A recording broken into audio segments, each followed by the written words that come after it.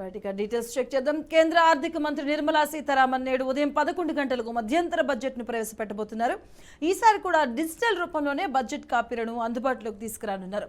ఉదయం 9 గంటలకు కేంద్ర ఆర్థిక శాఖ కార్యాలయానికి చేరుకున్నారు. అలాగే అధికారులతో కలిసి అక్కడి నుంచి రాష్ట్రపతి భవన్ కూడా చేరుకోవడం జరుగుతుంది. అలాగే ఉదయం రాష్ట్రపతిని కలిసి బడ్జెట్ సమర్పణకు అయితే అనుమతిని తీసుకున్నట్టుగా తెలుస్తుంది. అలాగే పార్లమెంట్ భవనానికి చేరుకున్న తర్వాత ఆర్థిక శాఖ సహాయక మంత్రి, ఆర్థిక శాఖ ముఖ్య అధికారులు కూడా పాల్గొనబోతున్నారు. 10:30 గంటలకు కేంద్ర కేబినెట్ పార్లమెంట్ ఆవరణలో భేటీ కాబోతున్నారు. ఇక మధ్యంతర బడ్జెట్కు కేబినెట్ ఆమోదం తెలపబోతుంది. ఉదయం 11 గంటలకు నిర్మలా సీతారామన్ మధ్యంతర బడ్జెట్ను అయితే ప్రవేశపెట్టబోతున్నారు. ఇక నేడు కేంద్ర మధ్యంతర బడ్జెట్ను అయితే సమర్పించబోతున్నారు.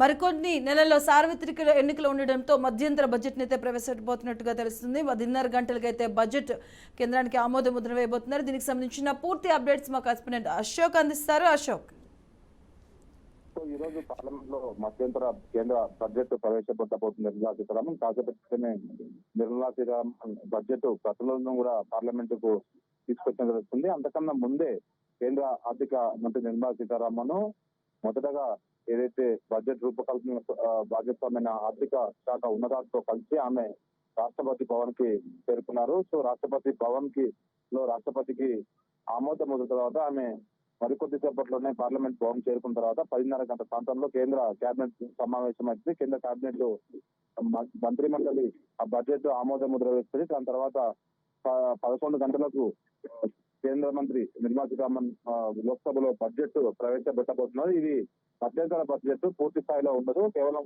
కొన్ని అంశాలకు సంబంధించిన వాటికి మాత్రమే ఈ బడ్జెట్ ప్రవేశపెడతారు. సో ఈ బడ్జెట్ ముఖ్యంగా సార్వత్రిక ఎన్నికల్లో కేవలం 2 నెలల్లో మాత్రం సమయం ఉంది కాబట్టి పూర్తి స్థాయిలో బడ్జెట్ ప్రవేశపెట్టేందుకు లేదు కాబట్టి సో ఎవరైతే నెక్స్ట్ ప్రభుత్వం ఏర్పాటు చేస్తారో వాళ్ళు పూర్తి స్థాయిలో అధికారంలోకి వచ్చిన తర్వాత పూర్తి స్థాయిలో బడ్జెట్ ప్రవేశపెట్టబోతారు. సో మొత్తానికి ఈ బడ్జెట్ లో మాత్రం చాలా వరకు ఆశావాదులు వెయిట్ చేస్తున్నారు.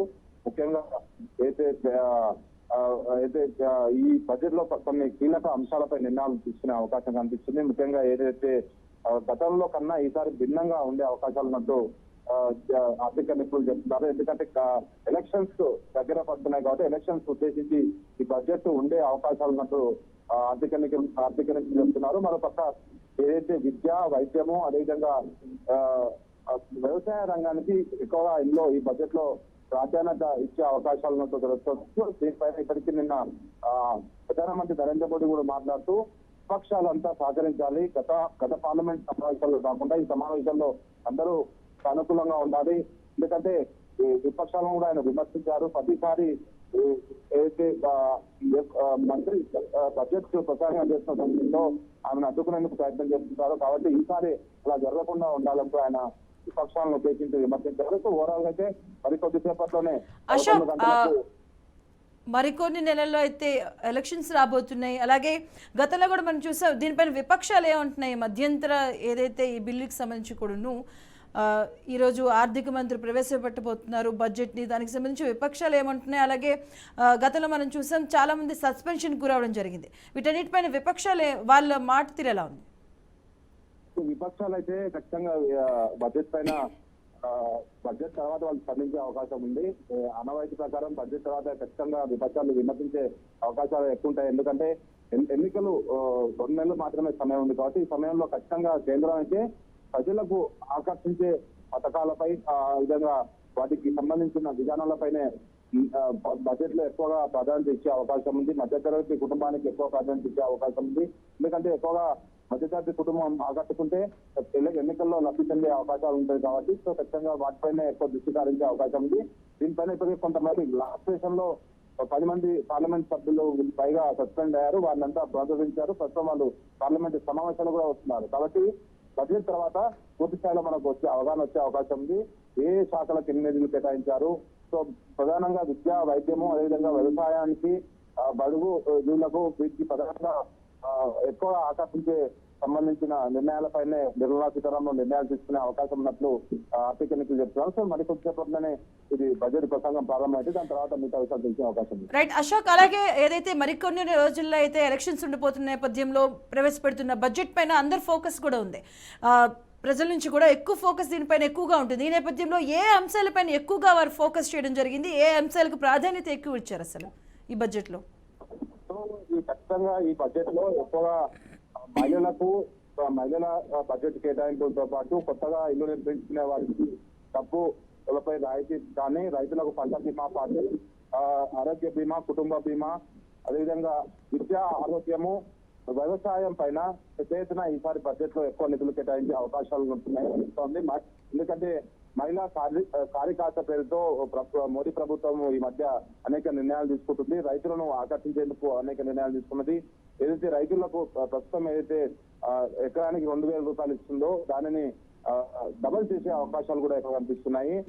పేదలకు, మధ్యతరగతి యువతకు ఎక్కువగా ఆకర్షించే నిర్ణయాలు తీసుకునే అవకాశం ఎక్కువగా కనిపిస్తున్నట్టు తెలుస్తా ఉంది. సో ఇది సార్వత్రిక ఎన్నికలను ఉద్దేశించి బడ్జెట్ ఖచ్చితంగా ఉండే అవకాశం ఉంది. గతంలో కూడా ఇలాంటి నిర్ణయాలు తీసుకున్నారు. ఈసారి కూడా ఈ బడ్జెట్ ఖచ్చితంగా ఎన్నికలను ఉద్దేశించి అనేక నిర్ణయాలు బడుగు బలహీన వర్గాలకు సంబంధించిన ఆశావాలపై ఎక్కువగా ప్రభావం పడేలా కొన్ని నిర్ణయాలు ఉండే అవకాశం ఉన్నట్లు ఆర్థిక నిపుణులు చెప్తున్నారు. సో చాలా వరకు అయితే మహిళలు, రైతులు, పేదలు, యువత ఎక్కువ వీరిని ఆకర్షించేందుకు ఈ బడ్జెట్ లో పలు కీలక నిర్ణయాలు తీసుకునే అవకాశం ఉంది.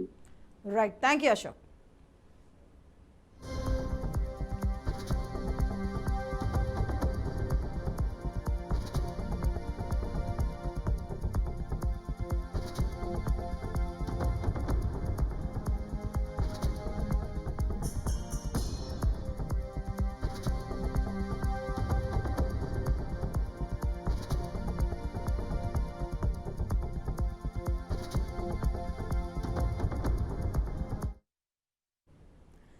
ఇక కేంద్ర ఆర్థిక మంత్రి నిర్మలా సీతారామన్ మరి కాసేపట్లో మధ్యంతర బడ్జెట్ అయితే ప్రవేశపెట్టబోతున్నారు. ఈసారి కూడా డిజిటల్ రూపంలోనే బడ్జెట్ కాపీలను అయితే అందుబాటులోకి తీసుకురాబోతున్నట్టుగా తెలుస్తుంది. అలాగే ఇప్పటికే దీనికి సంబంధించి ఆర్థిక శాఖ కార్యాలయానికి చేరుకున్నారు అధికారులతో. అక్కడి నుంచి కూడా రాష్ట్రపతి భవన్ కూడా చేరుకుంటారు. ఉదయం రాష్ట్రపతిని కలిసి బడ్జెట్ సమర్పణకు అయితే అనుమతి తీసుకోవడం జరుగుతుంది. అలాగే దాని తర్వాత పార్లమెంట్ భవనానికి చేరుకుంటారు. అలాగే ఆర్థిక శాఖ సహాయక మంత్రి, ఆర్థిక శాఖ ముఖ్య అధికారులు కూడా అక్కడ చేరుకోవడం జరుగుతుంది. 10:30 గంటలకైతే కేంద్ర కేబినెట్ పార్లమెంట్ ఆవరణలో భేటీ కాబోతున్నారు. మధ్యంతర బడ్జెట్కి సంబంధించి కేబినెట్ ఆమోదం తెలపనుంది. ఉదయం 11 గంటలకు నిర్మలా సీతారామన్ మధ్యంతర బడ్జెట్ని అయితే ప్రవేశపెట్టబోతున్నారు. అలాగే మరో 2-3 నెలల్లో సార్వత్రిక ఎన్నికలు ఉండడం నేపథ్యంలో మధ్యంతర బడ్జెట్ను ప్రవేశపెట్టబోతున్నారు. ఎన్నికల ముందు చివరి బడ్జెట్ ఇది. అలాగే దీనికి ఓటౌన్ బడ్జెట్, లోక్సభ ఎన్నికల నేపథ్యంలో మధ్యంతర బడ్జెట్పై కూడా సర్వత్రా ఉత్కంఠత నెలకొంది. ఏ అంశాలపైన ప్రధానంగా ఫోకస్ చేశారు అనే దానిపైన కూడా మధ్యంతర బడ్జెట్ను అయితే మరి కాసేపట్లో నిర్మలా సీతారామన్ ప్రవేశపెట్టబోతున్నారు.